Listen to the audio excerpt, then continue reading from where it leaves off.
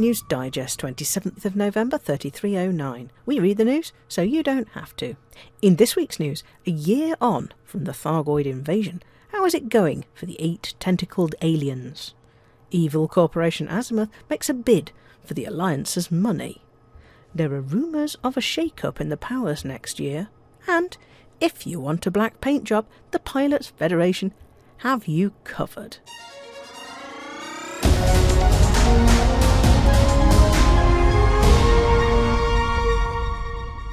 It's now a year since Maelstrom Tyrannus, the first of the 8 so-called Thargoids, arrived. After a year of fighting back the invasion, are we now on the point of isolating those 8 titans and effectively ending the invasion? Tyrannus arrived in Hyades sector FB-N B7-6 on the 29th of November 3308, leaving the wreckage of the Kingfisher peace convoy behind it, and starting the Thargoid Invasion. By May, the Thargoids had advanced into nearly 1,200 systems, but that was their zenith. Since then, they've been systematically beaten back to the point that we can finally contemplate the end of the war. A huge amount of progress has been made in recent weeks against the new Thargoid spire sites and in isolating the Tyrannus Titan. There are many ways the war against the Thargoids is being prosecuted. Recovering captured humans from the Titans is one powerful mechanism, as is destroying Orthrus interceptors at the spire sites. Those sites are believed to be supply sites for the Titans, so with every spire site around Tyrannus shut down, it'll be interesting to see what happens in that Maelstrom system. Additionally, many commanders have been taking missions to contaminate the spire sites with a mechanism developed by Professor Palin.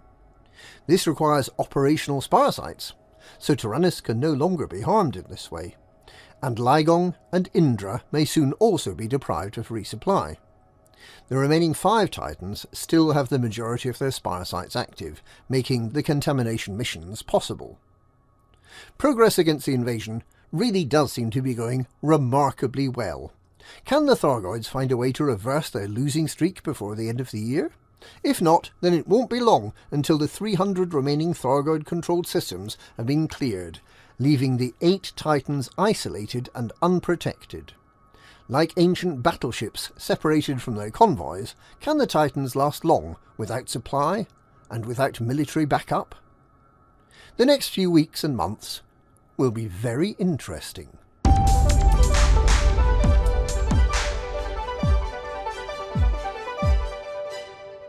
Azimuth Biotech hopes to step in if the Alliance chooses to end its defence pact with the Sirius Corporation, but its historical mistakes and its current lack of expertise may make this a hard deal to sell.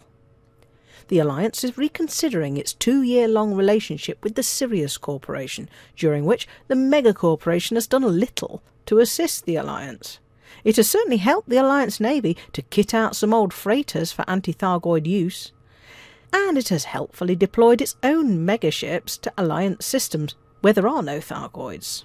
But the Sirius Corporation has taken no practical part in the war against the Thargoids.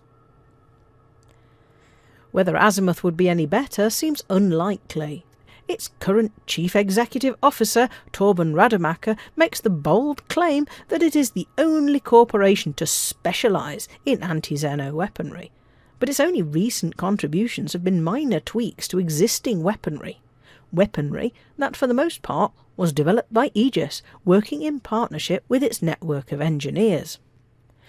Rademacher dismisses Aegis as a gang of publicity seekers and Sirius as a manufacturer of tumble dryers.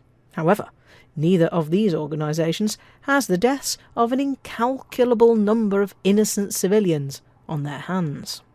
Azimuth, which has been directly involved in 2 attempts to commit genocide against the Thargoids, also practised vivisection on its human test subjects, ran a military wing known as the Black Flight that murdered thousands to prevent knowledge of the return of the Thargoids from spreading, and then, in order to test its Proteus Wave weapon, encouraged Thargoids to invade a number of systems, including the Alliance Sosong system, with the loss of millions of lives.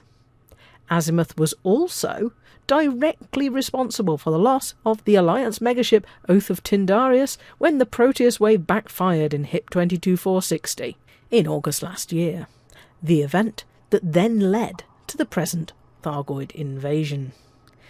Azimuth has, in other words, done more to stoke tensions between humans and Thargoids and has been responsible for more deaths of humans and Thargoids than any other organisation.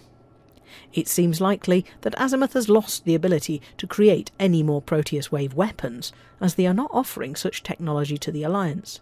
So, unless salvation is dramatically resurrected, the galaxy is safe from that. However, the Black Flight, of which nothing has been heard recently, remains an ominous presence in the history of Azimuth. Its command centre, the Overlook, was destroyed in HIP 22460 several years before the firing of the Proteus wave, but it is likely that something still remains of Azimuth's private navy. Is the Black Flight on offer to the Alliance? And will the Alliance really want to associate itself with the most evil mega-corporation in the galaxy, a corporation that has deliberately caused the deaths of millions of its citizens? Even the Prime Minister might have trouble squaring that circle.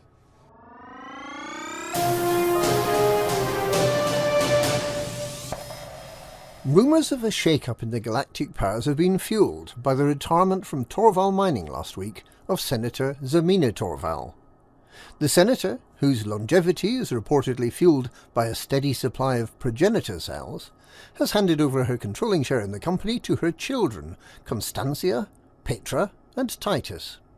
This leaves her with no source of income other than her senatorial stipend. But there are strong rumours that Senator Zemina may be considering standing down from the Senate too, possibly next year. Coupled with the recent illness of the Imperial Mother, which has inevitably stoked speculation about the succession to the Imperial throne, and the transfer of power in the Federation to President-elect Winters, several of the long-established powers seem less secure in their roles. Outgoing President Hudson has vowed to remain on as a power within the federal superpower, but at present only Alliance Prime Minister Maan seems secure, with his chief opponent, Councillor Nakato Kane, a vocal but relatively ineffective rallying point within the Assembly. Of course, Senator Torval may not be planning to retire quite yet. Perhaps she has her eye on the top job. Emperor Arissa would do well to get her food checked for poison and to avoid being alone with Torval.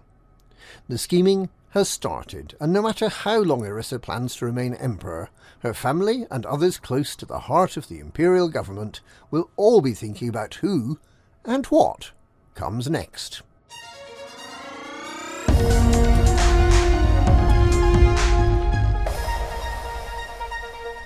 Following the success of such colourful paint jobs as Metallic Black, Crossfire Black and Midnight Black, and with the recent release of its new range of Void Black paint jobs, the Pilots Federation has revealed plans to release a whole new range of paint jobs covering the whole colourful spectrum from black all the way through to black. Some of the schemes we can look forward to seeing in the following months are Midnight, Ink, Coalsack, Pitch, Savlon's Soul and Charcoal. Pride of Place will go to the final release in the series, inspired by the darkest object in the galaxy, the blackest of black paint jobs, the Sagittarius A-Star. And that's this week's Galnet News. Galnet News, we read the news so you don't have to.